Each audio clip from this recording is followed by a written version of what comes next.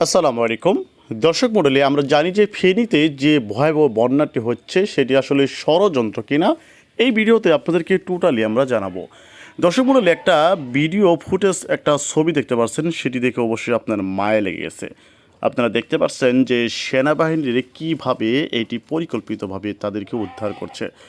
এখন প্রশ্ন হলো যে এই যে ফেনীতে খুব দ্রুতভাবে যেভাবে পানি আসছিল, এটি কেন আসছে? ভারতেরা বলছে যে এটি তারা তাদের বাঁধ পরিকল্পিতভাবে খুলে দেয় নাই, এরকমভাবে একটা কথা বলেছে তারা।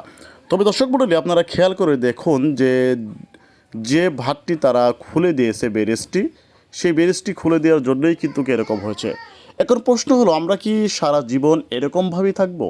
এখন আমাদের অবশ্যই এখন পরিকল্পিতভাবে আমাদের পরিকল্পনা চেঞ্জ করতে হবে। যেখানে তারা ফারাক্কা বাদ দিয়েছে, তার বিপক্ষে আমাদের এমনভাবে বড় একটা বাদ দিতে হবে যেন আমাদের কাছে আঘাত না হানতে পারে, এরকমভাবে পরিকল্পনা করতে হবে।